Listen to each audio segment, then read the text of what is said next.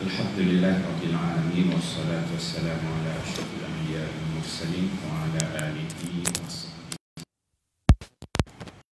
Subhanaka la ilma lana illa ma 'allamtana innaka antal alimul hakim. Wa la haula wa la quwwata illa billahil aliyil azim. Rabbi shrah li sadri wa yassir li amri wahlul 'uqdatam min lisani yafqahu qawli. Amma ba'd. Yang dikasihi Tuan Imam, Tuan Bilal, Nazir Masjid Nurul Jannah, ahli jawatan kuasa masjid, hadirin hadirat muslimin muslimat yang dikasihi Allah sekalian. Alhamdulillah, pertamanya marilah sama-sama kita memanjatkan syukuran kepada Allah Subhanahu wa taala dengan limpah kurnia waktu yang Allah berikan kepada kita, dapat kita sama-sama hadir di dalam masjid ini. Moga-moga pertemuan kita ini diberkati oleh Allah Subhanahu wa taala. Bersyukur kita kepada Allah Subhanahu wa taala yang telah memberikan kepada kita berbagai-bagai nikmat yang mana andainya ingin kita hitung dan kita kira nikmat yang Allah berikan itu, niscaya tak mungkin mampu kita menghitungnya. Allah Subhanahu wa taala berfirman dalam Al-Quran, wa in ta'uddu ni'matallahi la tuhsuha. Dan sekiranya ingin engkau hitung nikmat yang Allah berikan kepada kamu, niscaya kamu tidak mampu menghitungnya. Muslimin muslimat, hadirin hadirat yang dikasihi sekalian, alhamdulillah, insya-Allah pada malam ini kita sama-sama akan membahaskan satu topik ilmu yang berkaitan dengan Al-Quran. Saya memilih satu kitab untuk kita bahaskan bersama pada malam ini. InsyaAllah kita akan tengok muqaddimah dan kita berkenalan dengan kitab ini dulu. Iaitu kalau dalam bahasa Arabnya, di kitab ini ditulis dengan nama Mabahith fi Ulumil Quran. Mabahith fi Ulumil Quran. Mabahith, bahas-bahas dia punya artikel-artikel, tulisan-tulisan, potongan-potongan, kita boleh katakan, yang membicarakan di dalam ulumul Quran, ilmu-ilmu Al-Quran. Kitab asalnya adalah kitab karangan Syekh Mana' bin Khalil Al-Qattan. Itu dalam bahasa Arab dia lah. Kitab ni dia cukup makruf lah bagi orang yang mempelajari ilmu Al-Quran, ulum-ulum Al-Quran cukup glamour. Cuma yang akan kita bahaskan ialah dia ada terjemahan dia, banyak version. Jadi yang ada pada saya ni, inilah rupa dia. Nampak kat situ kan. Cara mudah memahami Al-Quran. Dia tulis ni dah terjemahan lah ni, terjemahan ke bahasa Melayu. Cara mudah memahami Al-Quran, mengandungi kaedah-kaedah asas untuk memahami ayat-ayat Al-Quran, suci Al-Quran sepanjang masa. Ini merupakan cetakan Pustaka Jiwa. Ini dalam bahasa Melayu. Dia ada terjemahan dalam bahasa Inggeris, ada terjemahan dalam bahasa Parsi dan beberapa bahasa yang lain. Ada terjemahan Indonesia ada. Yang ini terjemahan dia mirip kepada bahasa Melayu. Jadi tuan-tuan yang berminat untuk mendapatkan buku ni boleh cari di Shopee ada, kat Lazada ada. Harga dia sekitar dalam RM40. Ada setengah syarikat 40, ada tak 45, lebih kurang itulah harga dia. Dan buku ni dia antara buku yang menarik lah, yang menjadi antara asas-asas utama bagi orang yang belajar ilmu Al-Quran. Dia dikarang oleh seorang ulama yang bernama Mana' bin Khalil Al-Qattan. Karangan Mana' bin Khalil Al-Qattan. Jadi kita berkenalan sikit dengan Mana' bin Khalil Al-Qattan. Mana' bin Khalil Al-Qattan ini, dia asalnya adalah warga negara Mesir. Dia asalnya daripada warga negara Mesir, lahir di Mesir. Dia lahir pada tahun 1925. Boleh search dekat sekarang ni, senang dah kalau kita nak tengok biografi ulama-ulama ni, search aja dekat Dekat Google tu dia keluar lah, dekat Google Scholar tu semua dia keluar. Dia ni asalnya orang Mesir, dia lahir tahun 1925, kemudian dia meninggal pada tahun 1999. Dia asalnya orang Mesir, jinsiah nationality dia Mesir.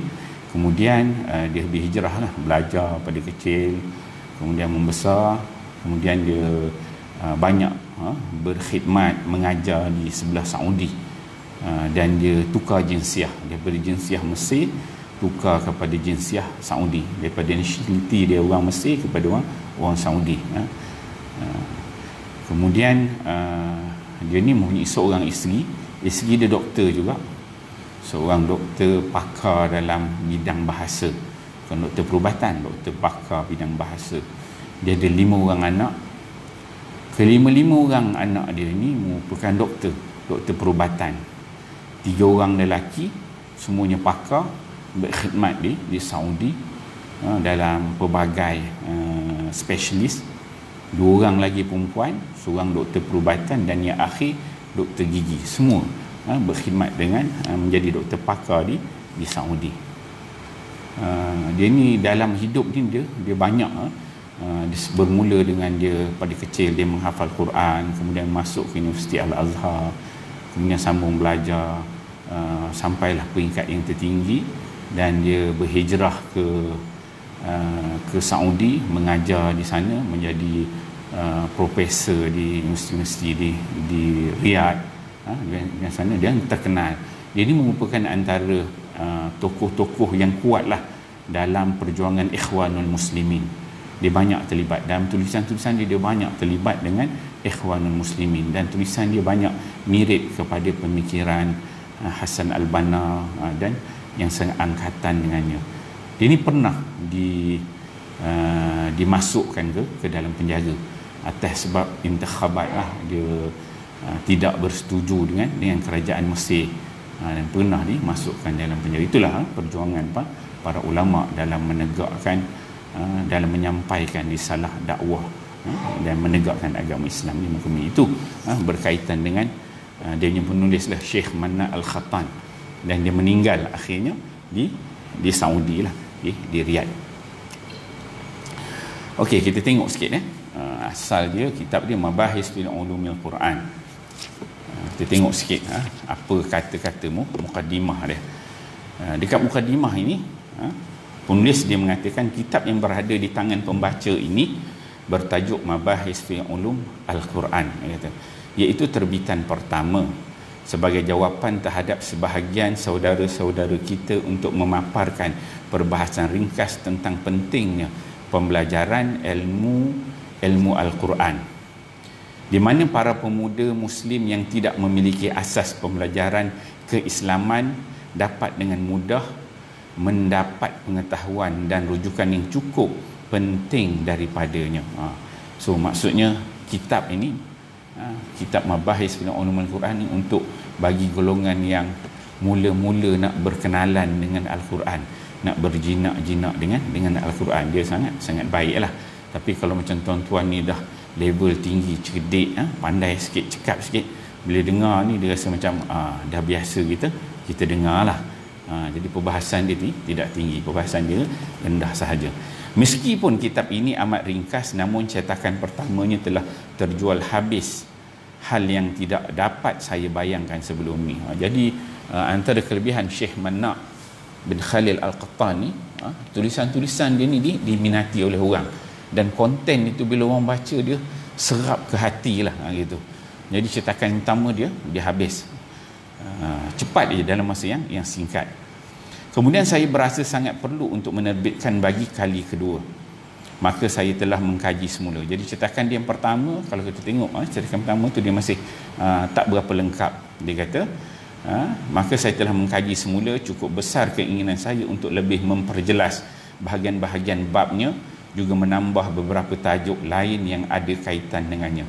Maka terbitlah cetakan kedua dengan perbahasan yang cukup memadai dan padat, dengan merangkumkan secara ringkas kajian-kajian ilmu-ilmu Al-Quran yang pernah ditulis, sama ada dahulu ataupun yang semasa. Jadi pendekatan Syekh Mana' ni dia akan mengambil kitab Al-Mutaqaddimin. Kitab Mutaqaddimin kitab-kitab yang awal dulu, sebab dia lahir 1900, jadi yang awal-awal dulu.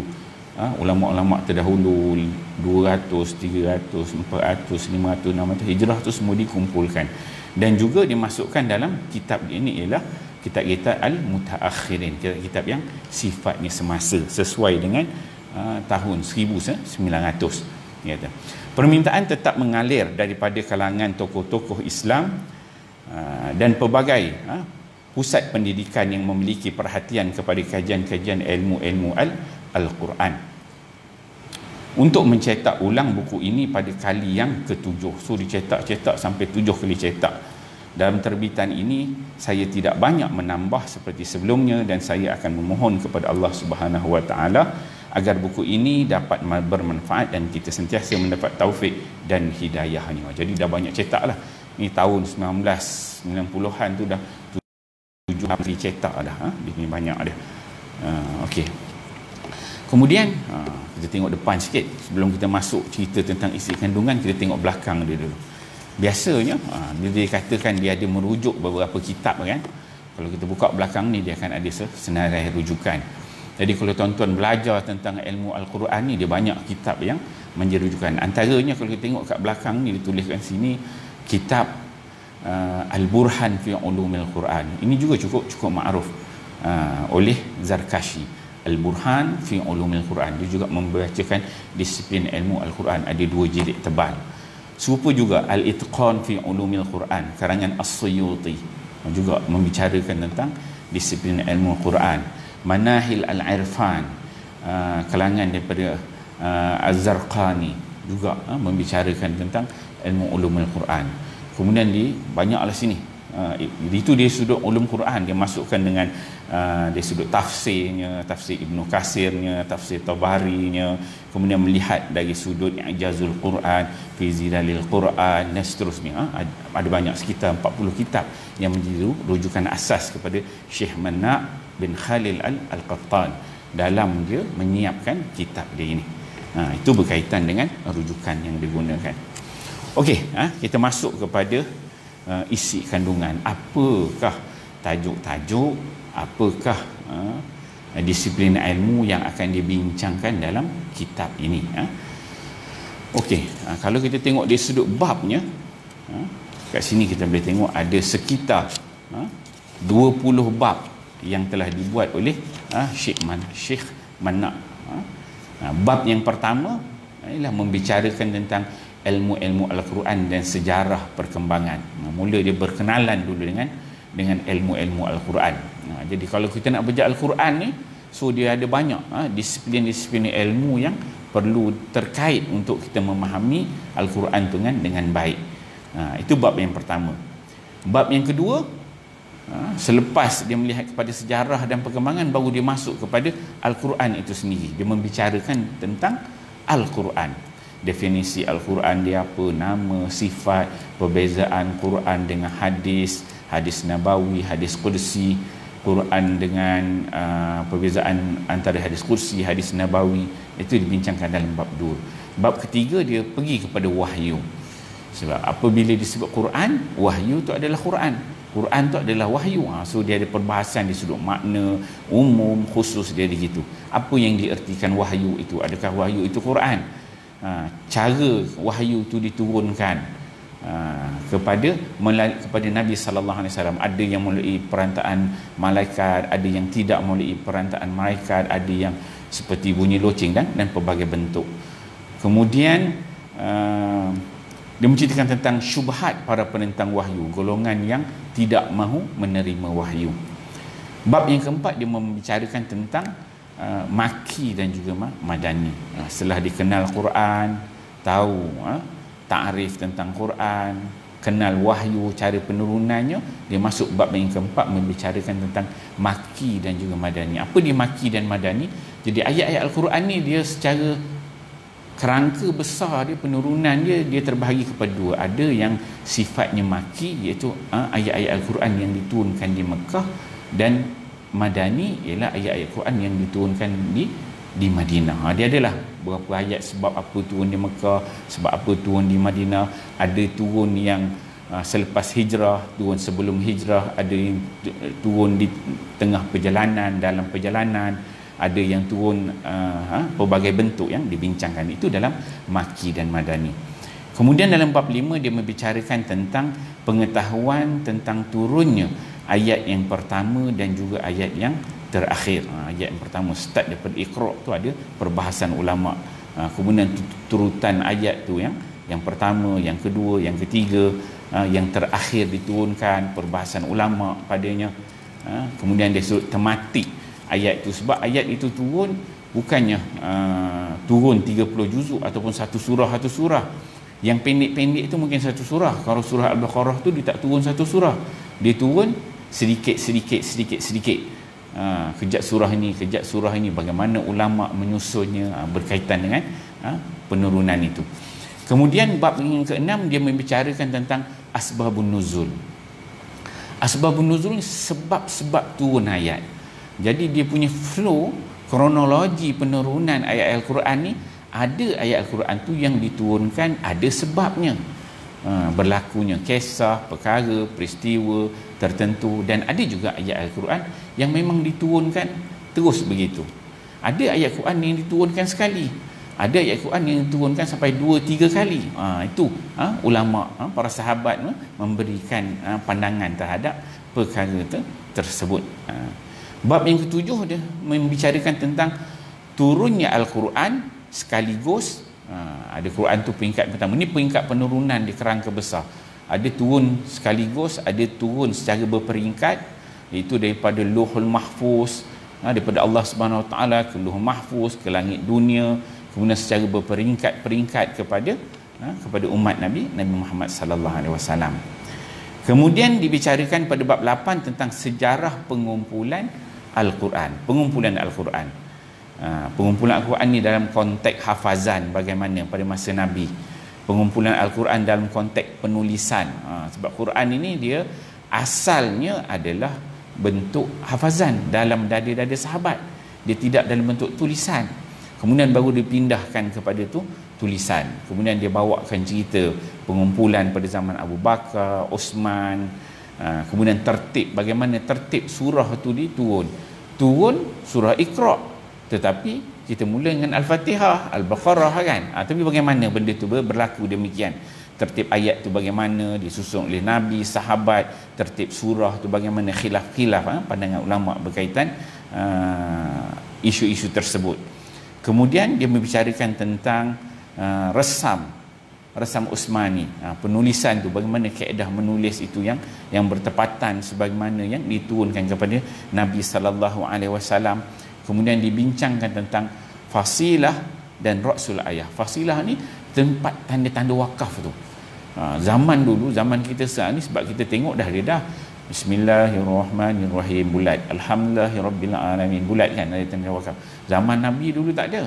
Zaman Nabi dulu dia tak ada tanda wakaf, tak ada koma, straight terus saja, tak tahu pun mana berhenti, mana wakaf, mana koma, mana dengung, tak ada. So tu dibicarakan. Bab yang ke-9 dia membicarakan tentang turunnya Al-Quran dengan tujuh huruf. So dia ada pandangan, perbezaan pendapat tentang pengertian 7 huruf. Jadi ada hadis-hadis Nabi yang menceritakan tentang Quran tu diturunkan dengan 7 huruf. Apa maksud 7 huruf tu? Tu ulama bahas lah. 7 jenis bahasa, 7 jenis dialek. Tu juga dibicarakan. Ada khilaf-khilaf huruf dalam 7 perkataan dan sebagainya. Kemudian dibicarakan tentang hikmah Quran tu diturunkan dengan 7 huruf, 7 bentuk dialek dan sebagainya. Kemudian bab yang ke-10 dia membicarakan tentang qiraat dan ahli-ahlinya. So dalam mempelajari ilmu Quran ni ada satu tajuk tentang bahagian qiraat. Qiraat ni ialah wajah-wajah bacaan, bentuk-bentuk wajah bacaan. Bagaimana wajahnya, siapa ahli orangnya, pakarnya dalam bidang qiraat, bentuk bacaannya itu. 7 imam qiraat. Kemudian macam-macam jenis qiraat, hukum, kaedah qiraat yang sahih, qiraat yang tidak sahih, yang syazah. Kemudian dibincangkan tentang al-waqfu wal ibtida'. Waqaf dan ibtida' juga di bawah tajuk ini. Kemudian bab yang 11 dia membicarakan tentang kaedah-kaedah asas untuk para mufassir. Baru dia masuk. Habis tu dia masuk tentang kaedah-kaedah asas untuk para mufassir. Maksudnya setelah ilmu ada 10 bab ni, rangka ilmu yang perlu kita fahami tentang Quran tu, baru dia nak cerita tentang pergi kepada tafsiran. Bagaimana nak pergi kepada menafsir Al-Quran itu. Maka perlunya ada kaedah asas untuk para mufassir.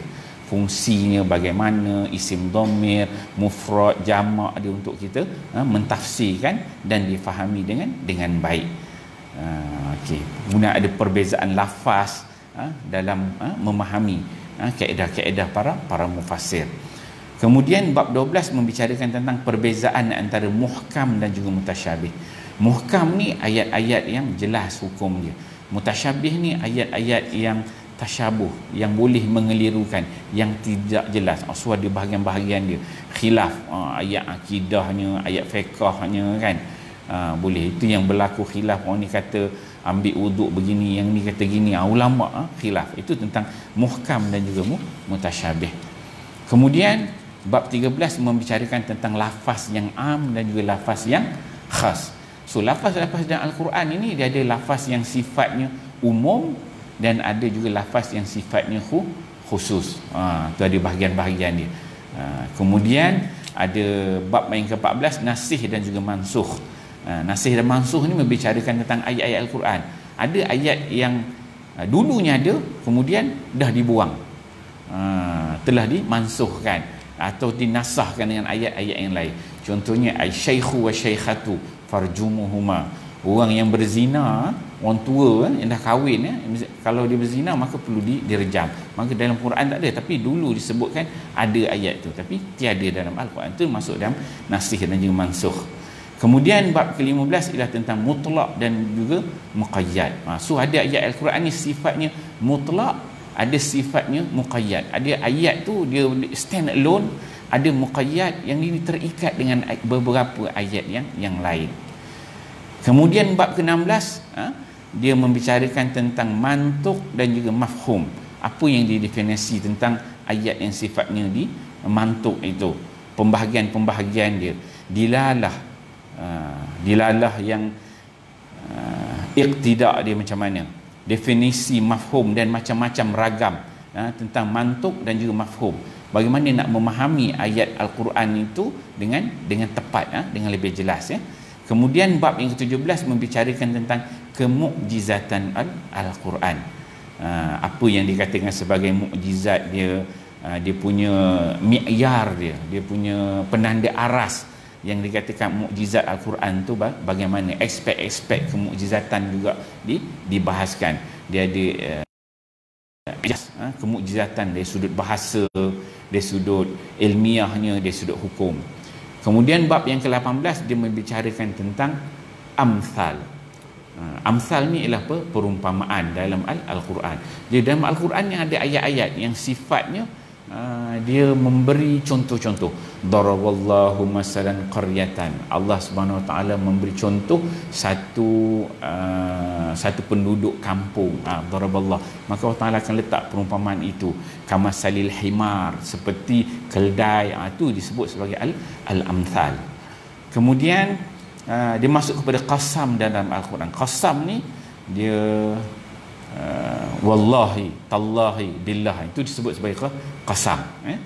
Qasam dalam Al-Quran. Bagaimana bentuk sumpah, bentuk-bentuk qasam, bentuk-bentuk sumpah, mana yang qasam, mana yang bukan qasam, jenis dan pembahagian dia. Kemudian bab yang ke-20 membicarakan tentang jadal. Jadal ni maksudnya debat. Dalam Al-Quran ni ada ayat-ayat yang sifatnya berdebat. Metod-metod debat ayat Quran ni bagaimana. Kemudian bab 21 membicarakan tentang kisah-kisah dalam Al-Quran.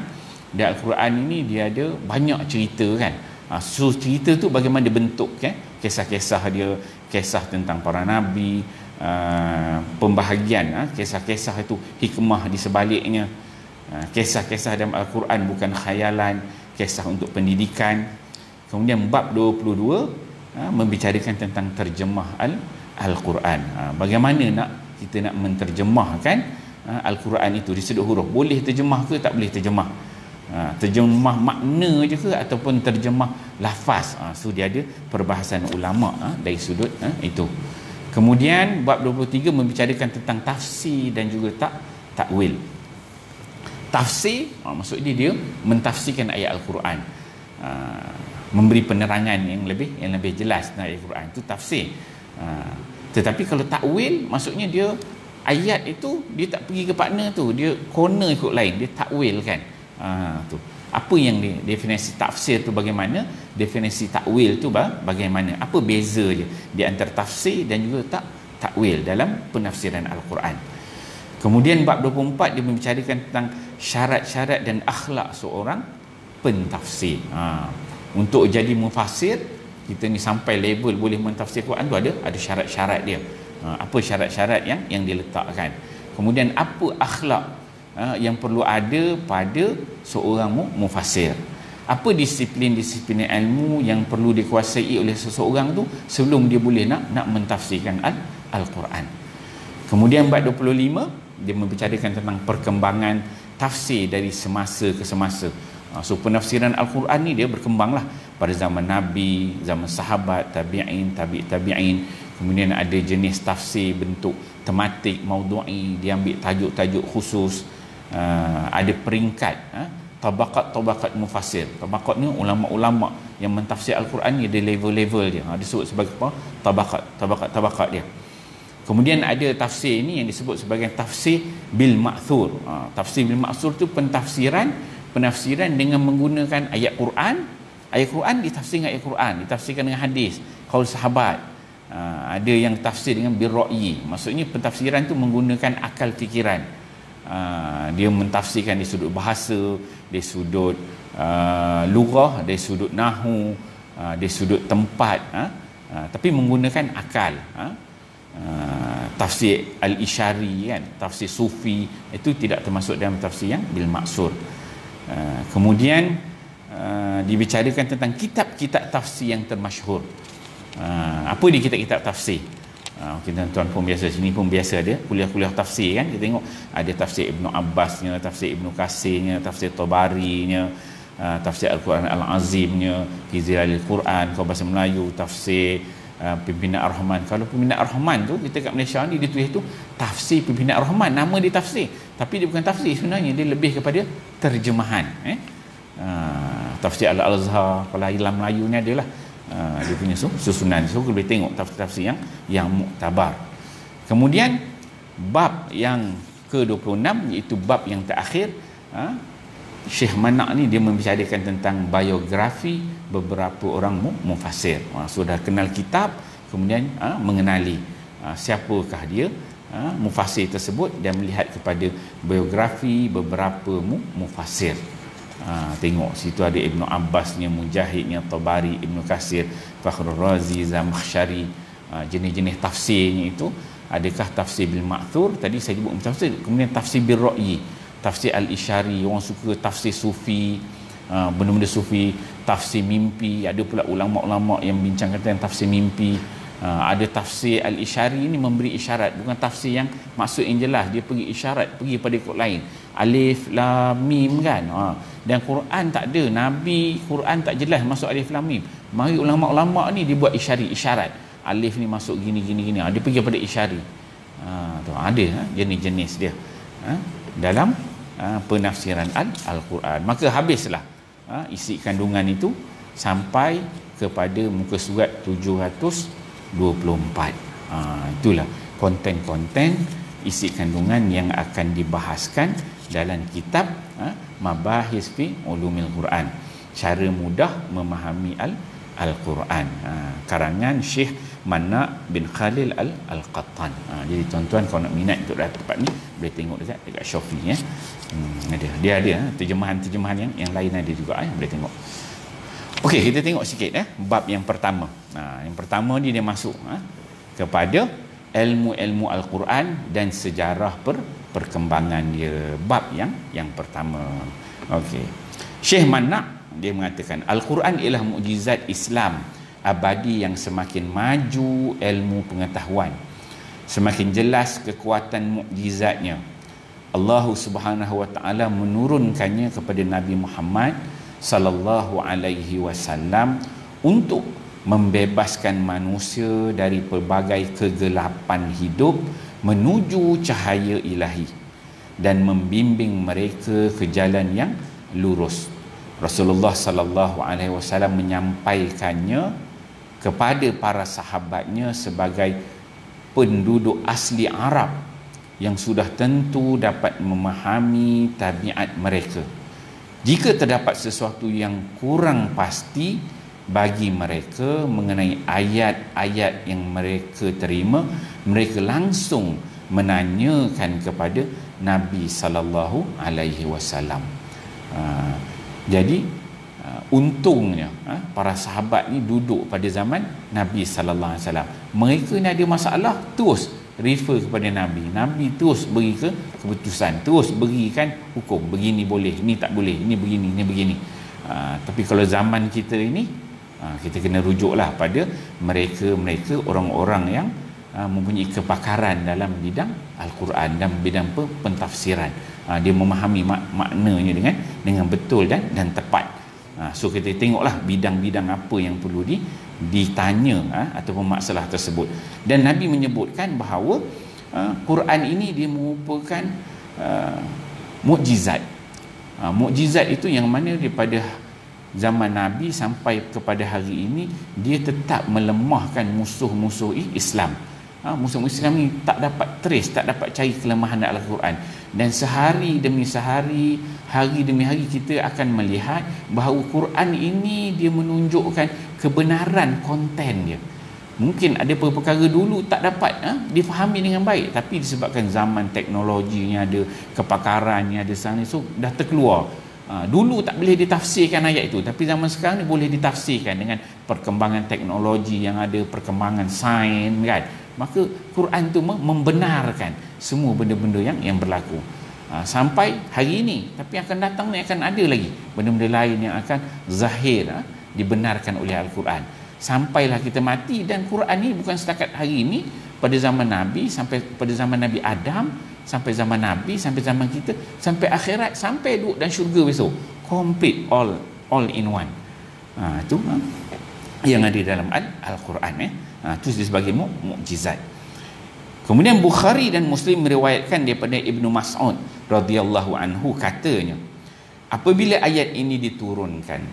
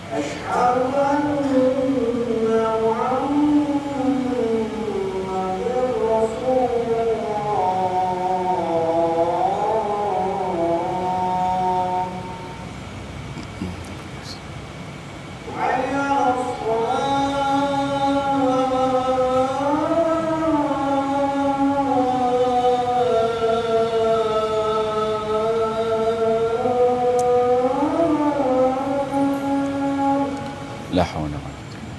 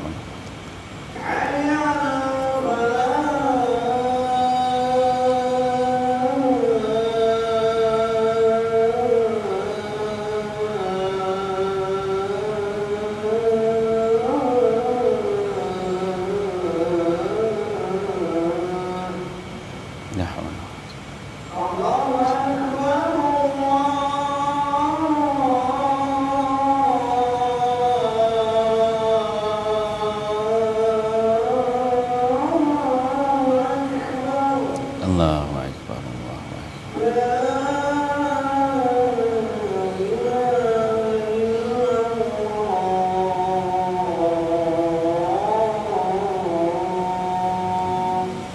La ilaha illallah arba'ah sittati tammati wassalam nanti Sayyidina Muhammadan wassallallahu innaka la ta'lam.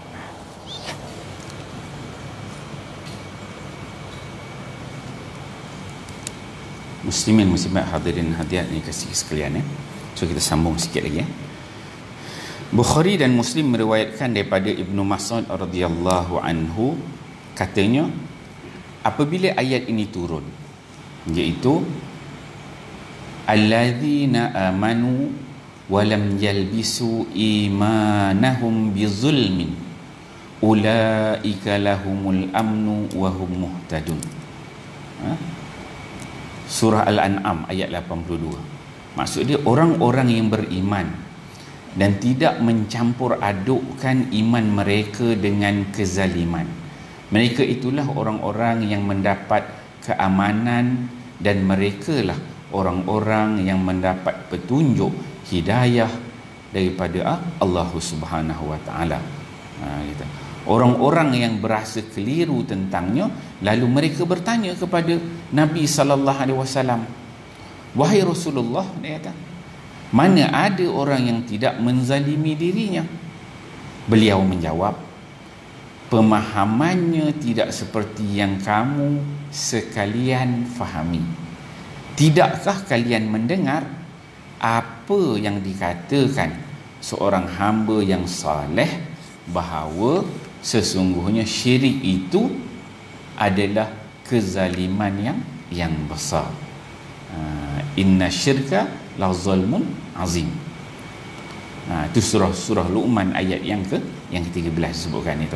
Golongan orang-orang yang beriman, mereka ni tidak mencampur adukkan keimanan mereka dengan kezaliman. So kezaliman yang dimasukkan sini adalah syirik, bukan zalim yang biasa. Maksudnya kezaliman di sini ialah syirik. Maka mereka itulah orang-orang yang mendapat petunjuk, keamanan, hidayah daripada Allah Subhanahu wa taala. Maka Rasulullah sallallahu alaihi wasallam mengajarkan tafsir kepada para sahabat tentang beberapa ayat. Imam Muslim dan lainnya mengeluarkan hadis yang diriwayatkan daripada Uqbah bin Amir, katanya saya pernah mendengar Rasulullah sallallahu alaihi wasallam bersabda dari atas mimbar.